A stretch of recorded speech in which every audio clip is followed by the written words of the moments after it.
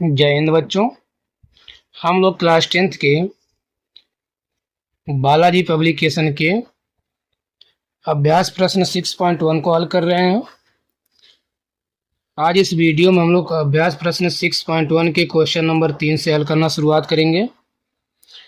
इसके पहले अगर आप लोग इस चैनल पर नए हैं तो चैनल को सब्सक्राइब करें और शेयर भी करें और बेल आइकन को भी प्रेस करें, जिससे आपको नए वीडियो की अपडेट समय समय पर मिलती रहे। तो आइए देखते हैं क्वेश्चन नंबर 3। देखिए 3 वाले में कह रहा है, निम्न प्रत्येक बिंदुओं को अक्षों पर निरूपित कीजिए तथा वह चतुर्थांश भी ज्ञात कीजिए जिसमें ये स्थित है। कुछ यहाँ बिंदु दिया हुआ, जैसे दिया हुआ -2, 0, 0, 5, 0, 0, 3, -2, -5, -1 और 0, -3/2। कह रहा है क्या इनको अक्षों पर दिखाना है और ये भी बताना कि किस चतुर्थांश में, पहले वाले में कि द्वितीय वाले में, तृतीय वाले में। ठीक है, तो आइए देखते हैं। यहाँ देखिए हमने यहाँ पर पहले से एक कार्तीय तल बना रखा है, ठीक, ताकि वीडियो लंबा न बने। देखिए अब देखिए इन सबको हमको यहाँ अक्षों पर दिखाना है। जैसे पहला वाला है -2, 0। तो जाने जाए कि ये जो पहला वाला होता है वो x अक्ष पर चली गई दूरी होता है और जो दूसरा बिंदु होता है वह y अक्ष पर चली गई दूरी होता है। तो पहला पॉइंट है -2, 0। इसका मतलब कि x पे चलना -2 और y पे चलना 0। तो देखिए x पे -2 और y पे 0। तो x पे तो चल रहे हैं 2 लेकिन y पे कुछ चल रहे नहीं, तो ये हमारा क्या हो जाएगा -2, 0। ये कौन सा हो गया? पहला बिंदु हो गया। इसका नाम दे देंगे ये -2, 0। बस ऐसे ही करना है। अगला करा दूसरा वाला 0, 5। तो 0, 5 का मतलब x पे तो चलना है 0 लेकिन y पे चलना 5, अभी क्या प्लस में यानी ऊपर चलना है। तो क्या हो जाएगा 0, 5। देखिए यहाँ पर थोड़ा सा इसको बढ़ा लेते हैं, यहाँ पर मान लीजिए 5 है, ठीक। तो 0, 5 क्या है? x पे चलना है 0 लेकिन y पे चलना 5, तो ये हमारा क्या हो जाएगा 0, 5। ये कौन सा दूसरा पॉइंट है, इसका निशान दे देंगे 0, 5। फिर तीसरा वाला कह रहा है 0, 0। तो 0, 0 का मतलब क्या होता है? ये मूल बिंदु होता है। तो 0, 0 हमारा ये हो जाएगा। ये क्या हो जाएगा 0, 0।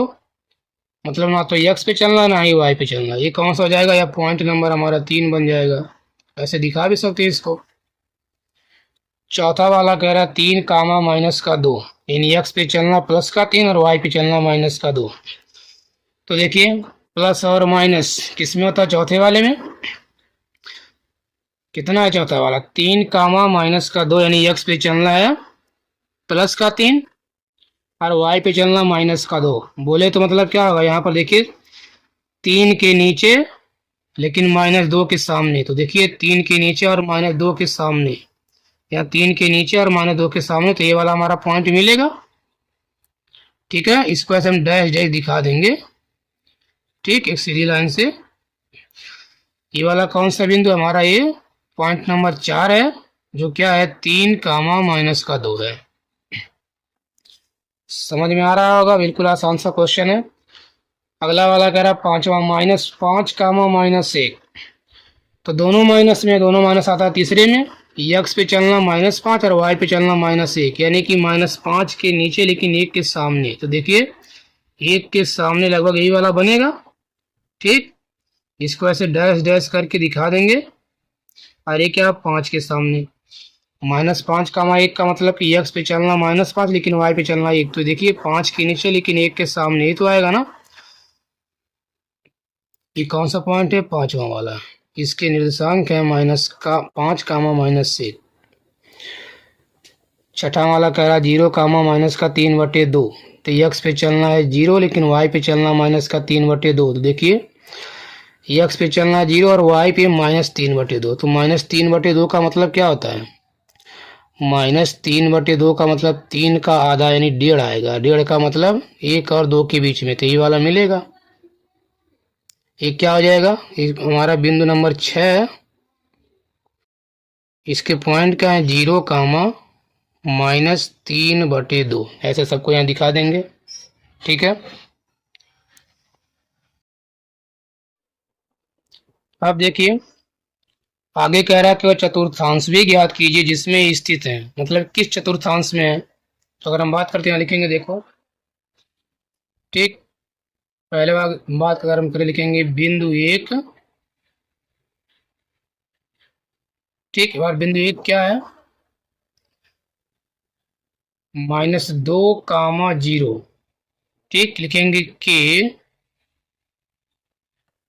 या का भुज, भुज किस में है, माइनस में है, लेकिन का भुज ऋणात्मक है, का भुज ऋणात्मक तथा कोटि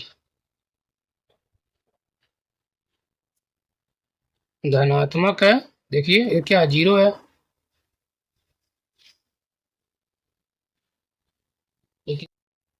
तथा कोट क्या है, यहाँ धनात्मक नहीं जीरो बोलेंगे, तथा कोटि जीरो है,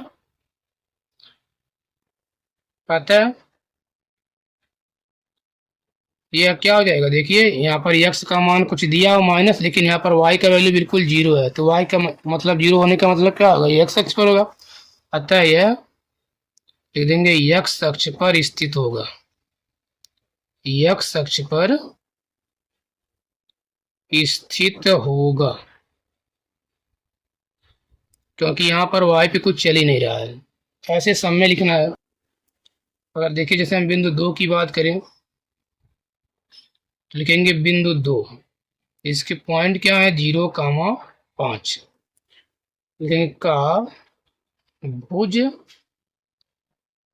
यहाँ पर भुज क्या है, जीरो है, तथा कोटि क्या धनात्मक या फिर 5 है, यहाँ पर तो जीरो आने पर केवल एक लिखते हैं, यहाँ पर भी केवल क्या माइनस का 2 ही बोल सकते हैं, तथा कोटि 5 है, अतः ये क्या आ जाएगा, देखिए यहाँ पर x का वैल्यू जीरो है और y का वैल्यू 5 है, ठीक, तो x का जीरो होने का मतलब किस अक्ष पर है, y अक्ष पे आ जाएगा, अतः यह y अक्ष पर स्थित होगा, अतः यह y अक्ष पर स्थित होगा। समझ में आ रहा है। तीसरा देखिए, तीसरे में लिखेंगे क्या, इसमें लिखेंगे भुज तथा कोटि दोनों जीरो है, अतः यह मूल बिंदु पर स्थित होगा, लिख देंगे। तीसरा वाला क्या हो जाएगा, दिया हुआ 0, 0, तो ये क्या हो जाएगा, लिखेंगे इसके, लेकिन बिंदु तीन का भुज तथा कोटि दोनों शून्य है, अतः क्या आ जाएगा, मूल बिंदु पर स्थित होगा, ये कहाँ आ जाएगा, मूल बिंदु पर। आगे लिख लेंगे, ठीक। अगर हम चौथे की बात करें, चौथे वाले में देखिए 3, -2 है, इसमें क्या भुज का भी कुछ वैल्यू दिया और कोट का भी कुछ वैल्यू दिया हुआ है, मतलब ये एक्स पर भी चलना है वाई पर भी चलना है। यहाँ लिखेंगे चौथे वाले में, यहाँ लिखेंगे बिंदु, लिख देंगे बिंदु 4, और इसके पॉइंट क्या है बिंदु 4 के, 3, -2 का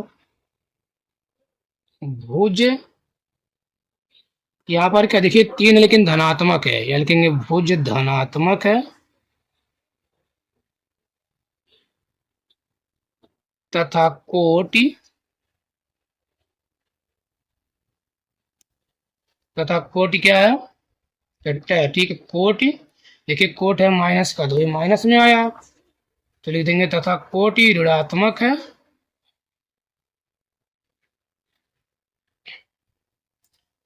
अतः क्या हो जाएगा, अतः यह, अब बताइए प्लस और माइनस किस में आता है, x का मान प्लस में आए और y का मान माइनस में आ जाए, तो प्लस माइनस किस में आता है, चौथे वाले में होता है, तो देंगे आता है यह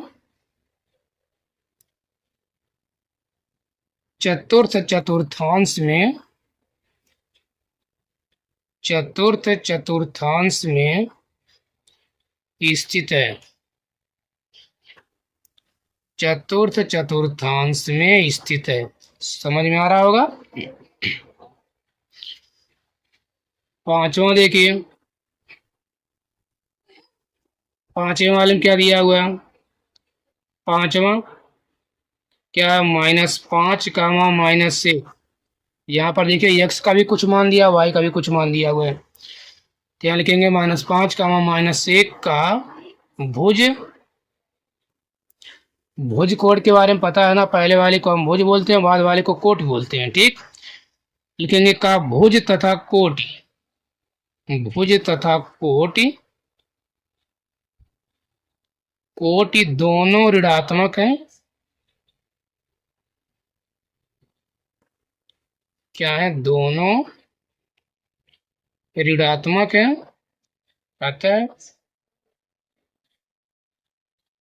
अतः यह, अब दोनों साइन माइनस में किस में आता है? तृतीय वाले में आता है। अतः यह तृतीय चतुर्थांश में स्थित है। अतः यह तृतीय चतुर्थांश में स्थित है। ठीक है, पांचवा देखिए, पांचवा में लिखा 0, -3/2। तो यहाँ पर एक का वैल्यू 0 आ गया, किसका? x का वैल्यू 0 आ गया। तो x पर 0 का मतलब क्या होगा? ये y अक्ष पर स्थित होगा। अगर x का मान 0 है तो y अक्ष पर स्थित होगा, अगर y का मान 0 है तो x अक्ष पर स्थित होगा। ठीक, यहाँ लिख देंगे कि इसका भुज 0 है तथा कोटि -3/2 है, अतः यह y अक्ष पर स्थित होगा। y अक्ष पर x बराबर 0 होता है, हो जाएगा। देखिए जैसे दूसरे वाले में लिखे ना, यहाँ पर क्या था? 0,5 था, तो यहाँ पर 0 यानी x का वैल्यू था 0, तो का भुज 0 तथा कोट 5 है, अतः क्या हो जाएगा? y अक्ष पर स्थित होगा। ऐसे ही छठे वाले भी कर देंगे। ठीक है, अब देखते हैं क्वेश्चन नंबर 4। देखिए 4 वाले में कुछ ऐसे प्रश्न दिए हुए हैं। जैसे पहले वाले में कह रहा है कि -4,5 का भुज ज्ञात कीजिए। तो भुज और कोट जानते हैं, x वाले को कहते हैं भुज, y वाले को कहते हैं कोट। मतलब पहले वाले को भुज कहते हैं, बाद वाले को कोट कहते हैं। ठीक, इसमें कह रहा भुज ज्ञात कीजिए, तो क्या हो जाएगा? लिख देंगे भुज बराबर, केवल भुज ही तो निकालना है ना, हो जाएगा भुज बराबर -4, बस इसका ये आंसर हो जाएगा। ठीक, दूसरे वाले में कह रहा कि -6, की कोटि ज्ञात कीजिए। इसमें क्या निकालना? कोटि। तो कोटि का मतलब y का वैल्यू, तो y का वैल्यू क्या? 6 आ जाएगा। इसमें देखिए कह रहा मूल बिंदु के निर्देशांक क्या होते हैं? तो मूल बिंदु के क्या होते हैं? 0,0 होते हैं। कह रहा मूल बिंदु के निर्देशांक यानी कोऑर्डिनेट ऑफ ओरिजिन। तो मूल बिंदु के निर्देशांक क्या होते हैं? 0,0 हो जाते हैं। ठीक, यहाँ देखिए चौथा कह रहा भुज 0 वाला बिंदु कहाँ पर स्थित होगा? तो भुज का मतलब क्या होता है? भुज बोलते हैं x वाले को। कह रहा है कि क्या अगर x का मान 0 है तो किस बिंदु पर स्थित होगा? तो बताया था ना, x बराबर 0 होने पर क्या होता है? y अक्ष पर स्थित होगा। और अगर y का मान 0 हो तो x अक्ष पर स्थित होगा। तो यहाँ भुज का मतलब x, x का मान 0, इसका मतलब ये बिंदु कहाँ पर होगा? y अक्ष पर स्थित होगा। तो कह रहा भुज 0 वाला बिंदु कहाँ पर स्थित होगा? लिख देंगे क्या? y अक्ष पर स्थित होगा। y अक्ष पर स्थित होगा। ठीक है, अगला देखिए, अगले में कह रहा कि कोटि 0 वाला बिंदु यह कहाँ स्थित होगा? कोटि 0 वाला बिंदु कहाँ स्थित होगा? कोटि का मतलब y का वैल्यू 0, y का वैल्यू 0 कब आता है? जब कोई बिंदु x अक्ष पर स्थित हो। ठीक है, x अक्ष पर y का वैल्यू 0 आता है ना, तो यहाँ कह रहा y का वैल्यू 0, कोटि का मतलब y तो होता है ना। तो कह रहा है अगर y का वैल्यू 0 आ जाए तो किस अक्ष पर स्थित होगा? तो ये क्या हो जाएगा? x अक्ष पर आ जाएगा, x अक्ष पर। ठीक है, बस। अब देखिए क्वेश्चन नंबर 5 देखते हैं। 5 में कह रहा है बिंदु P -4, 2 को निरूपित कर बिंदु Q के निर्देशांक ज्ञात कीजिए।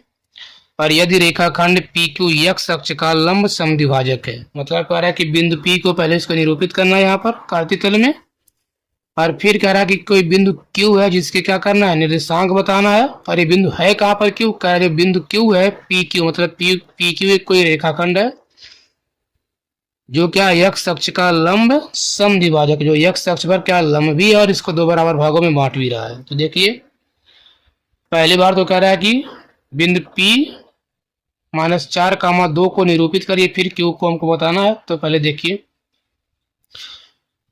यहाँ देखते हैं, देखिए हमने यहाँ पर एक कार्तीय तल पहले से ड्रा कर लिया है।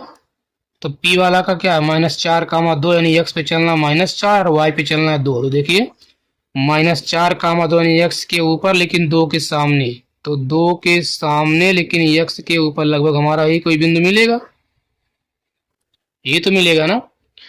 इसका ये बिंदु का नाम क्या है, P है, जिसके पॉइंट क्या है -4, 2। ये तो हमारा हो गया निरूपित, करा निरूपित करिए। और बिंदु Q के निर्देशांक ज्ञात कीजिए यदि रेखाखंड PQ, ये PQ है, P से कोई निकले रेखाखंड है, कह रहा है यदि रेखाखंड PQ x अक्ष का लंब समद्विभाजक हो, मतलब जो बिंदु जो रेखा PQ जाएगा, आप चाहे देखे थे किधर जाएगा, यह जो PQ है कह रहा है x अक्ष पे लंब है, तो लंब का मतलब हमारा x अक्ष तो यही है ना, तो ऐसे ही जाएगा। और कह रहा है x अक्ष पर लंब होने के साथ साथ ये समद्विभाजक का मतलब x वाले अक्ष को दो बराबर भागों में बांट रहा है, जितना इधर वाला भाग आएगा उतना इधर वाला भी आएगा। ठीक है, तो देखिए पहले हम कोई एक रेखाखंड ड्रा कर लेते हैं। यहां से कोई एक रेखा गया है, ठीक, थोड़ा इसको सही से खींच लेंगे सीधा, ठीक है। तो क्या बोला, कह रहा है जो PQ है x अक्ष का लंब समद्विभाजक है, थोड़ा इसको सीधा खींच लेंगे। तो लंब समद्विभाजक का मतलब क्या हुआ, ये P है, यहाँ पर कोई Q है, ठीक। तो मतलब यहाँ का जितना यहाँ पर यहाँ से इसकी लंबाई, अगर मान लो इसको हम कोई एक बिंदु मान ले रहे हैं, यहाँ पर इसको O मान ले रहे हैं, ठीक। तो क्या होगा, जितना यहाँ पर O से P की लंबाई आएगा उतना ही O से Q की भी लंबाई आएगा। क्यों, क्योंकि इसका क्या है लंब समद्विभाजक का मतलब इसको दो बराबर भागों में बांट भी रहा है। बात समझ में आ रही है। तो देखिए यहाँ पर P का तो पॉइंट दिया हुआ -4, 2, तो कह रहा है Q का क्या आएगा, Q के निर्देशांक बताना है ना, तो अगर हमको निकालना है Q के निर्देशांक,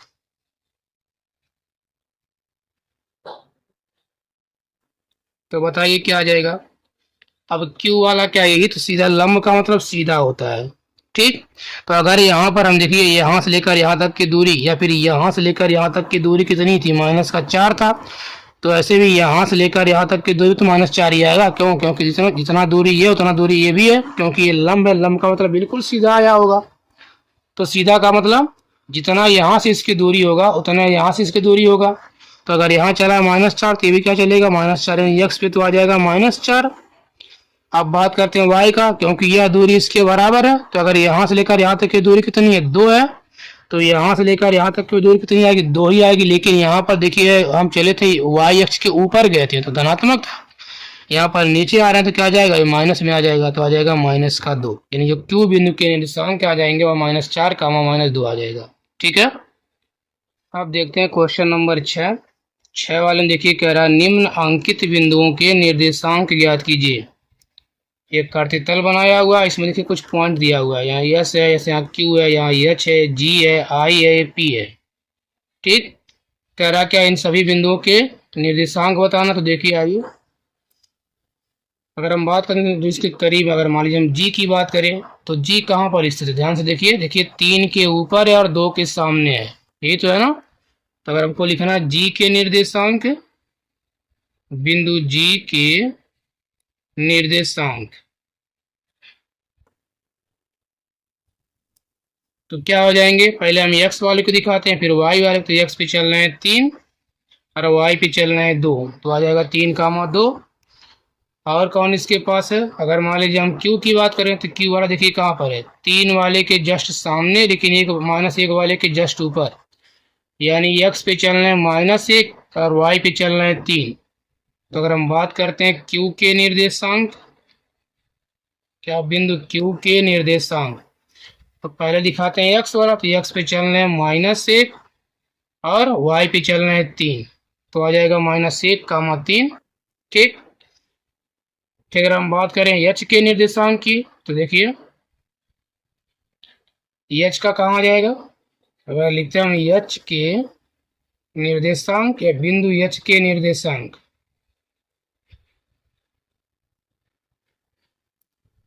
देखिए एच वाला कहाँ पर है, देख जस्ट -3 के ऊपर, लेकिन 1 के सामने है। ये तो देखिए 1 के सामने -3 के ऊपर, तो एक्स पे चलने -3 और वाई पे चलना 1, तो आ जाएगा -3, 1। और कौन बचा है, जी का हो गया, इसका हो गया। इसकी बात करें अगर हम, अगर निकाल लेते हैं एक्स के निर्देश, सॉरी एस के निर्देशांक,